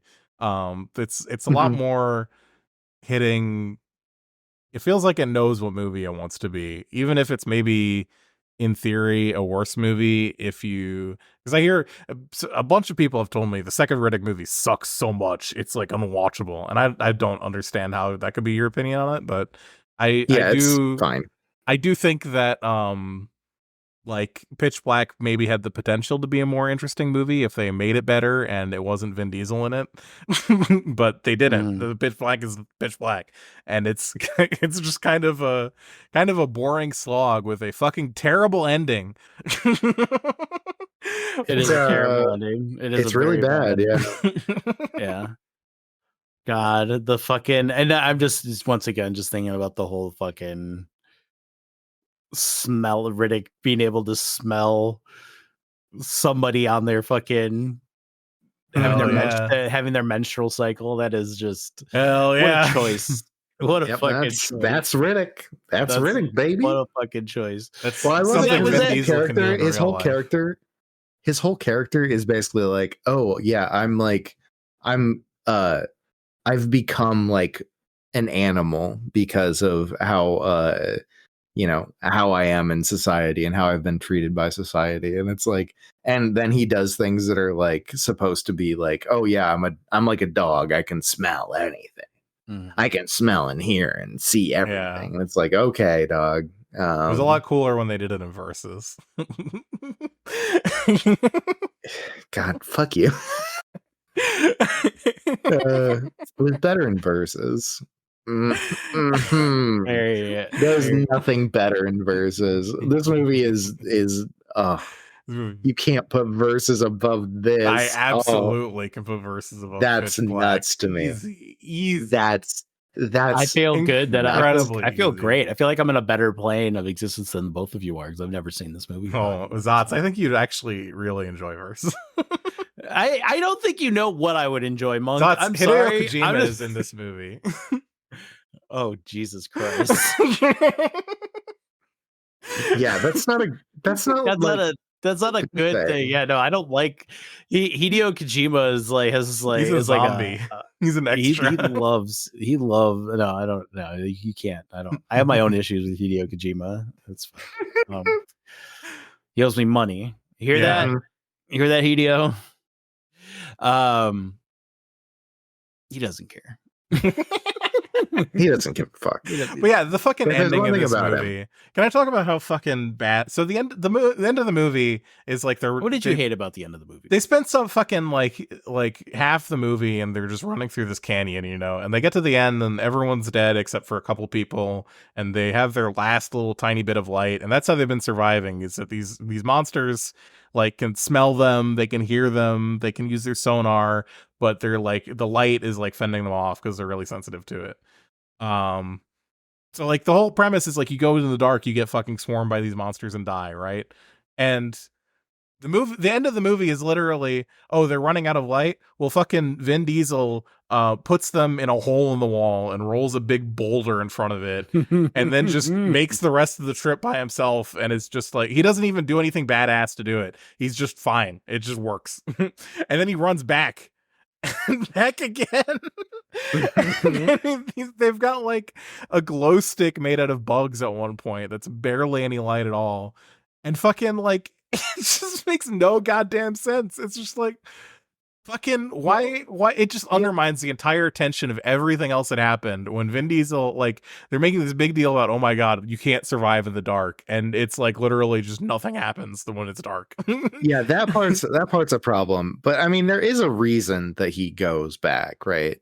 He like I know there's a reason he goes back. I'm saying he should have been fucking attacked those like 3 trips. Something should have happened when he was going back. You're right. I'm not even saying you're wrong. I'm just saying like I thought you were saying that that like he went back just cuz, and he didn't. He was pressured into it by somebody with like a working morality and stuff. Yeah. And that's because I feel in his line delivery when he like decides that he's Here's the gonna other do thing. it, when he's like interesting, like it's just like what. That was the take you went with? You didn't like you weren't gonna, that's the one. That's what you're not gonna like. Hey, can you give me a little emotion? Can you like change it up a little bit? Not like this isn't a comical moment. It's not like not everything in this movie, Vin, is gonna be like kind of zany, wacky type. Here's the other fucking thing is they get to the ship, right? And the ship is full of like fucking flashlights and light sources to the point where they even bring it up in the movie, and like Vin Diesel tosses a flashlight to what's her face, and then they run back and they don't have them. They don't have them. They don't use them. Why? Yeah. It just makes that part sucks. You're right. It sucks ass, and it's like I hate this. I hate like I don't like being the fucking plot hole guy, but when a movie like sets this one thing up very specifically as like this is the core premise of the movie is the dark is bad, and then it just sort of gives up on that at the very end. It's like, meh.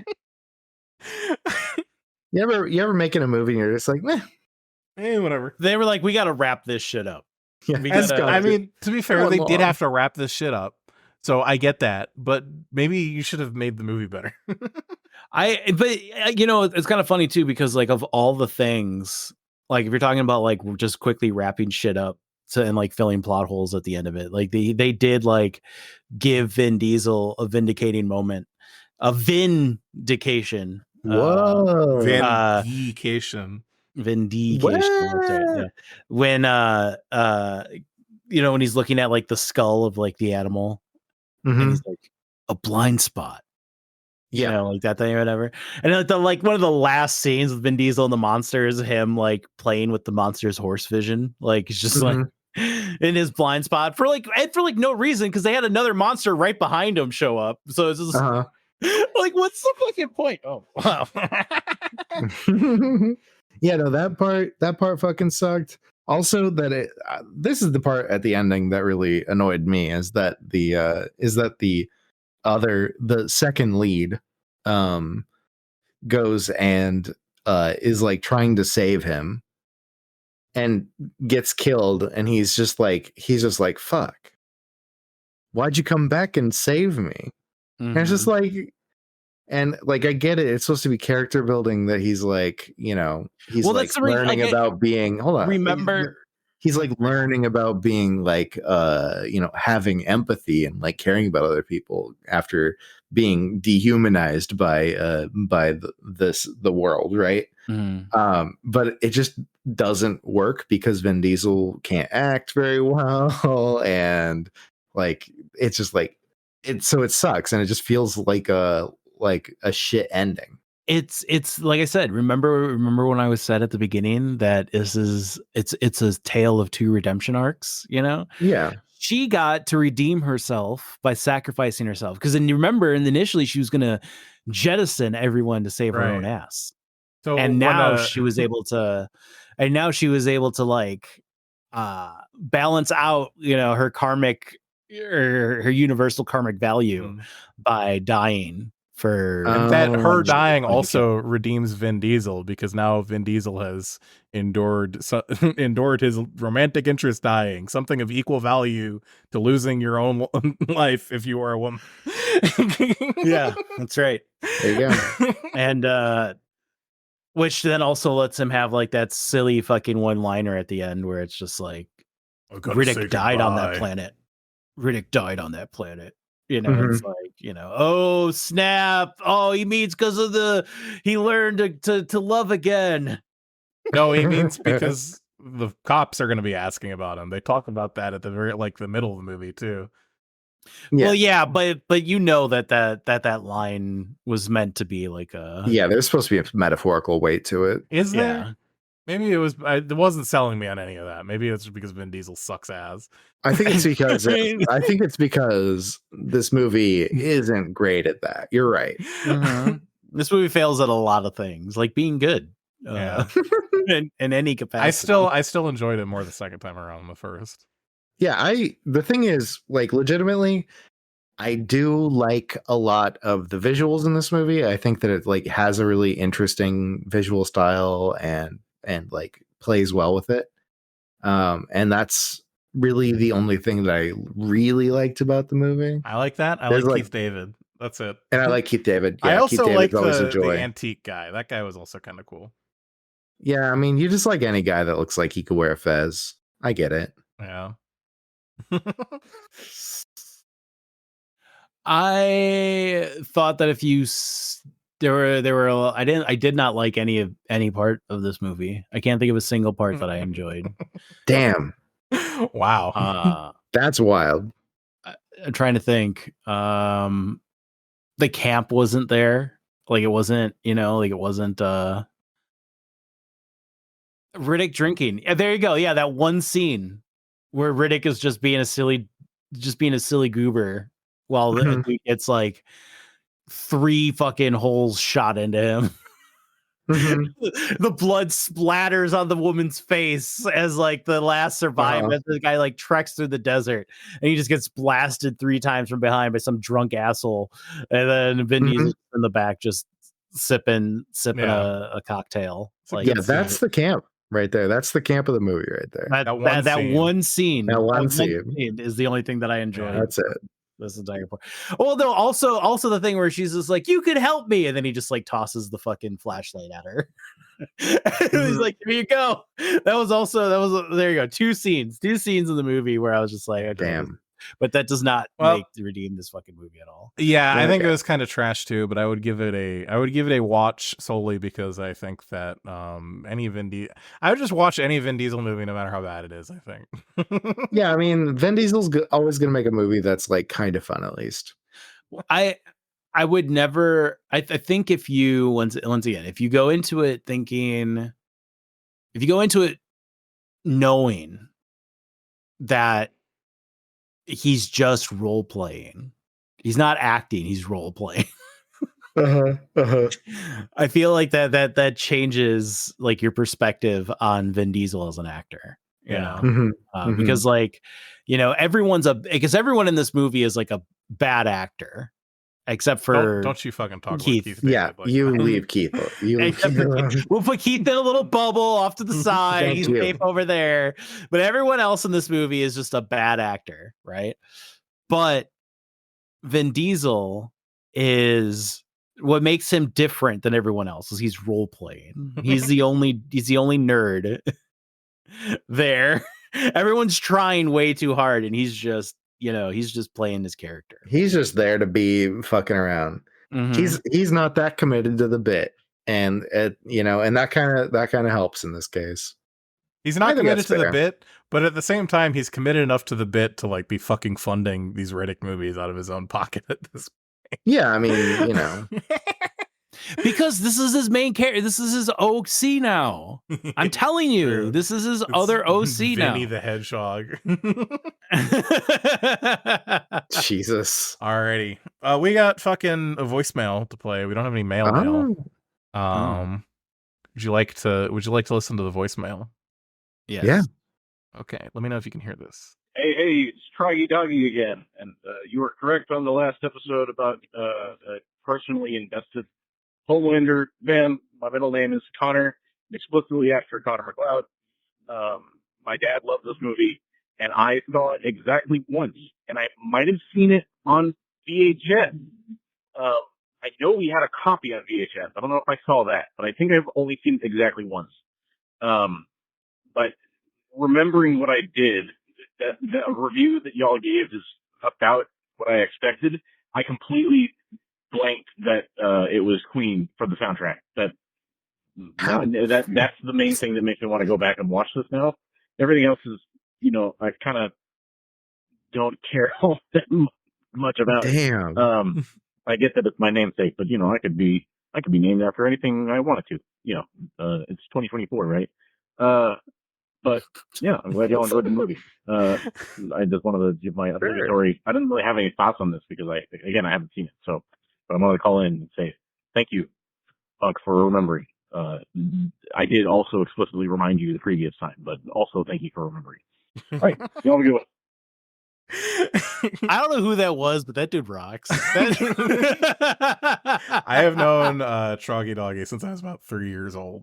Okay, all right. I had no idea. Like I just felt like this. I thought it was just like some another random dude off X, Twitter, whatever. The recurring fuck, voicemail lever. Yeah, we only have a couple of people who have left them. I would love to reach the same level of clout as getting our British listener to call back in. That would be a personal highlight for me.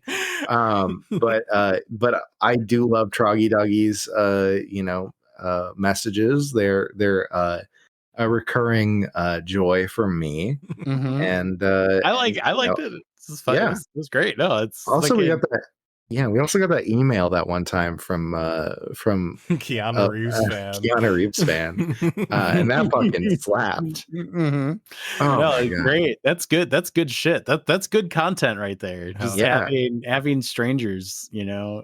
And that's interacting with what strangers. the Bathhouse podcast will be all about. Is it'll be nothing but that. what if edging with Trash and Monk is this, but in bathhouses? You know, with strangers. I don't I think think that's the level of investment that I don't think we could get from random people at the bath. Yeah, well, I don't think we can get them to watch a movie with us. bullshit. King Spa. Okay. They have like a little like TV movie room area that you can like sit. Sure, but people are like watching porn in there usually, right? No. Not at this one. Not at this one. Okay. Not at this one. So like you could like, you know, whatever, have that, and then like just be like, okay, well, now we watched that movie. Okay, like now let's go sweat it out. Time to get naked, and we'll talk about this movie. You know, Oh, we're not gonna be naked while watching the movie. you can't be naked in the movie room. Not at King Spa in Chicago. That's too bad. They can That's too fucking bad. put whatever sign they want up. I don't have to. This is a free country. I don't have to abide by that. Okay, what about half naked? I don't know. I don't think anyone's ever tested that. Well,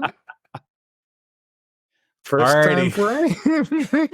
Well, until you hear about our inevitable public nudity court case, you can contact us at edgingpodcast@gmail.com. You can call the Edging Hotline and leave a moistage. Ooh, at now we're talking. 920-350-EDGE, 920-350-3343. Yeah, Brian, you know we keep it moist in there. Well, yeah. You can find more links to find our shit in the description of the podcast. Zotz, what do you want to shout out? I want to shout out my Twitch. I do. I'm twitching again. You are? You're convulsing. Oh yeah. no. Yeah. You're having a seizure. Someone put a spoon in Zotz's mouth. Bite on this one. Twitch.tv/onlyzotz. Come watch me get mad and play Tekken. True. It's I stream in the mornings, usually during Monday through Friday. Just come check it out if you want to learn, if you have any questions about fighting games or whatever. And I might dedicate one day to covering news and politics. If oh god, don't do it. There is like one. I feel like I have to, because it's like I since I started doing it, like I've been getting people in that are like from like the FGC, like because there are a lot of people that will like when you're playing online, if like you put your stream name or whatever, they will come in and like hang out for a while if they find you entertaining, which has been like good. It's been fun because it's like, oh hey, here's a person who doesn't know me from political commentary, that does enjoy the stream. But there's still a lot more people that are still showing up from fucking the last 3 years, and I feel bad that I'm not talking about the shit. Good. You should fucking yeah. What are you? Their servant? And I was like, okay, I was like, hey, listen, if we reach a certain amount of subs, I'll do one day where it's like, okay, no games. We'll talk shit, and then whatever. Oh, and I think in August, depending on if it happens or not, you might be able to catch me on ManCon, which is really? We're going to be doing. Hello? Oh, that was the feds got him. Oh no. I'm assuming that was going to be about the DNC, but you know, I don't know. Hello? Oh. God, I love the internet. Well, ManCon, everybody. That's manufacturing content. The convention for men. But seriously, manufacturing content with Marcus and Lucid Fox. And it's a pretty good podcast. I do enjoy it. So Hell yeah. yeah. Let me finish that shout out for Zotz.